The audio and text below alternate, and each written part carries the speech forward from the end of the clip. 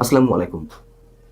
হঠাৎ করেই বাংলাদেশের বিরুদ্ধে কড়া হুঁশিয়ারি উচ্চারণ করলেন ভারতের কেন্দ্রীয় সরকারের স্বরাষ্ট্রমন্ত্রী অমিত শাহ।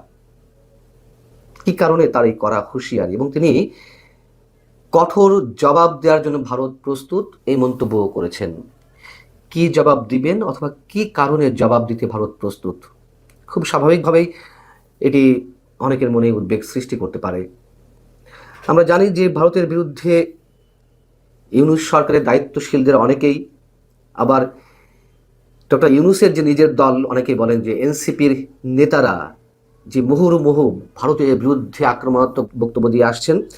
একই সঙ্গে চিকেন স্নেক দখলেরও হুঁশিয়ারি দেওয়া হয়েছে, ভারতের মানচিত্র বদলে দেওয়ার হুমকি দেওয়া হয়েছে। এগুলো করে শুধুমাত্র ভারতের সঙ্গে বাংলাদেশের সম্পর্ক যে তিক্ত করা হয়েছে তা নয়, বরং এক ধরনের হুমকির মধ্যেও ফেলা হয়েছে। এখন সেই হুমকিগুলো প্রকাশ্যে রূপ নেবে, আর সেই রূপগুলো আসলে কী ধরনের হতে পারে? শিলিগুড়িতে গিয়ে অমিত শাহর মন্তব্যটা ছিল এরকম যে এটা ভারতের জমি, কেউ হাত লাগাতে পারবে না।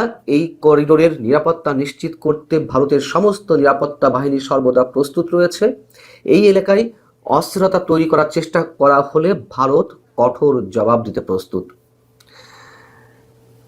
ইউনূস সরকারের দায়িত্বশীলদের অনেকে কিংবা এনসিপি জামাতের অনেকেই অবশ্যই যথেষ্ট আক্রমণাত্মক বক্তব্য দিয়েছে, উস্কানিমূলক বক্তব্য দিয়ে এসেছে, কিন্তু গত বেশ কয়েকদিন ধরে আমরা এ ধরনের কোনো বক্তব্য পাইনি। তাহলে কোন বিষয়কে সামনে রেখে অমিত শাহ এই মন্তব্য করলেন? এদিকে আরেকটি ঘটনা ঘটেছে গত কয়েকদিন আগে। গণভোটের ভোটের পক্ষে প্রচারণা চালাতে গিয়ে রংপুর এলাকায় ইউনূস সরকারের পরিবেশ, বন ও জলবায়ু বিষয়ক উপদেষ্টা সৈয়দ রেজানা হাসান সঙ্গে নিয়ে গেলেন কাকে? চীনের রাষ্ট্রদূত ইয়াও ওয়েনকে, যেটি এই শিলিগুড়ির চিকেন স্নেক থেকে সামান্য দূরে অবস্থিত। এবং ওই সময় থেকেই ওই ঘটনাকে কেন্দ্র করে আমাদের মনে এক ধরনের শঙ্কা তৈরি হচ্ছিল, এটি এক ধরনের উস্কানি কিনা। হয়তো সেটিকেও ইঙ্গিত করতে পারেন, সেটিকে ইঙ্গিত করে অমিত শাহ এ ধরনের মন্তব্য করতে পারেন। আবার বিষয়টি কি এমন যে পশ্চিমবঙ্গের নির্বাচন, বিধানসভা নির্বাচন এপ্রিলের দিকে, এই ধরনের বক্তব্য দিয়ে রাজনৈতিক মাঠ উত্তপ্ত করে বিজেপি পশ্চিমবঙ্গের বিশেষ কোনো সুবিধা দিতে চাইছে? হতে পারে, সেটি অস্বাভাবিক নয়। তবে গত কিছুদিনের যে সিমটম, ভারতের যে প্রস্তুতি সাজে বাংলাদেশের বিরুদ্ধে এক ধরনের কঠোর প্রস্তুতি, সেগুলো কিন্তু আমাদের ভিন্ন কিছু বার্তা দেয়। ভারতের অন্যতম প্রভাবশালী বাংলা দৈনিক সংবাদ প্রতিদিন, তারা অমিত শাহের বক্তব্যকে কেন্দ্র করে কি বলছে আমি অংশবিশেষ একটু শোনাই আপনাদের।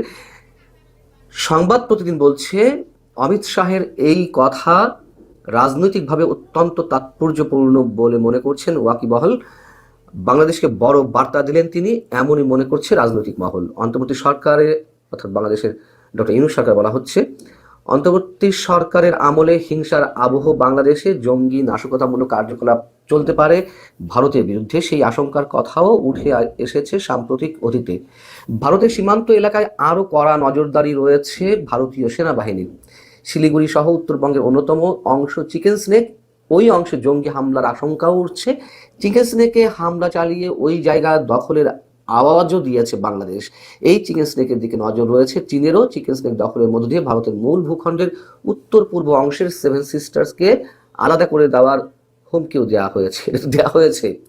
এই যে হাসনাত আবদুল্লাহ, সারজিস সাল্লাম, আরও কারা কারা যেন এই ধরনের মানে অর্বাচীন বক্তব্য বলা যেতে পারে, এই ধরনের বক্তব্য দিয়েছেন অর্বাচীনের মতন। সংবাদ প্রতিদিন বলছে যে এবার শিলিগুড়ি থেকে অমিত শাহ বড় বার্তা দিলেন।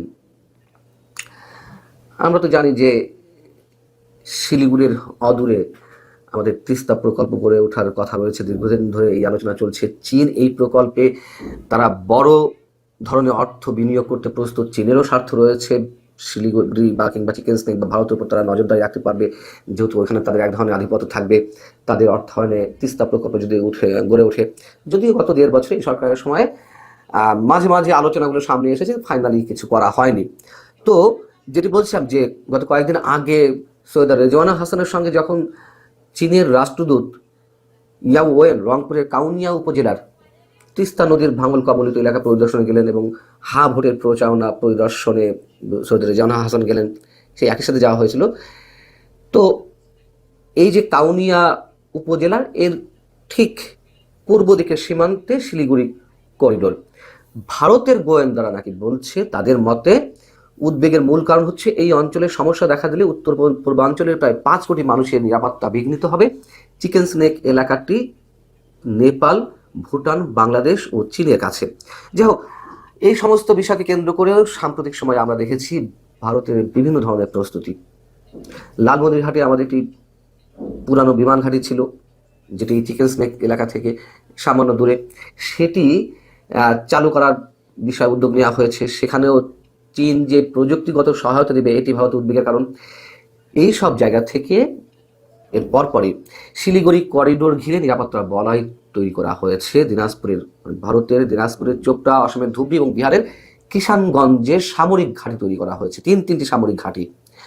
এগুলো পুরনো খবর আপনারা জানেন যে অপারেশন তিস্তা প্রহর নামে একটি বিশেষ অভিযান শুরু করে ভারতীয় সেনাবাহিনী, যার মাধ্যমে এই করিডোরের নিরাপত্তা আরও জোরদার করা হয় এবং বাংলাদেশ সীমান্তে নজরদারি বাড়াতে দ্বিতীয় বিশ্বযুদ্ধের সময় তৈরি বর্তমানে পরিত্যক্ত অবস্থায় আছে এয়ারস্ট্রিপ বা ভারতের যে বিমান ঘাঁটিগুলো সেগুলো চালু করতে তৎপরতা শুরু হয়েছে। আধুনিক অস্ত্র সেনাবাহিনী ঘাঁটিতে আনা হয়েছে। আত্মরক্ষার জন্য ঢাল হিসেবে S-400 ডিফেন্স সিস্টেম ব্যবহার করা হচ্ছে বা প্রস্তুত রাখা হয়েছে। রাশিয়ার কাছ থেকে কেনা সারফেস 2 ইয়ার মিসাইলও প্রস্তুত রাখা হয়েছে বাংলাদেশের সীমান্তে। ইউনূস সরকার আসার পর থেকে মৌলবাদী শক্তির একটি উত্থান, সাম্প্রদায়িক একটি গোষ্ঠীর চরম আস্ফালন, ভারতকে উদ্দেশ্য করে নানান ধরনের বক্তব্য সেই মহল থেকে আমরা শুনতে পাচ্ছি। কিন্তু এই যে নির্বাচন 12ই ফেব্রুয়ারি, নির্বাচন বানচালের কথা আমরা বিভিন্ন জায়গা থেকে শুনছি। ভারত নিশ্চয়ই চুপচাপ বসে নেই যে ওয়াশিংটন পোস্টের যেই রিপোর্টটি সর্বশেষ সেটি নিয়ে যথেষ্ট আলোচনা হচ্ছে। যাই হোক, সেটি আলোচনা না এলেও কম বেশি তো শোনা যাচ্ছিল যে জামায়াত ক্ষমতায় আসতে পারে, যে কোনোভাবে ক্ষমতায় আনা হতে পারে। সাথে যে ইসলামী শক্তিগুলো রয়েছে, ভারতকে একেবারে মাঠ ছেড়ে দেবে যুক্তরাষ্ট্রকে, নাকি তাদেরও কোনো তৎপরতা রয়েছে? আমি বলছি না ভারত কোনো সামরিক হামলা করতে পারে, তবে যথেষ্ট পরিকল্পনা ভারতের রয়েছে, তারও নানান ধরনের ইঙ্গিত আমাদের সামনে রয়েছে। ভালো থাকুন সবাই, আল্লাহ হাফিজ।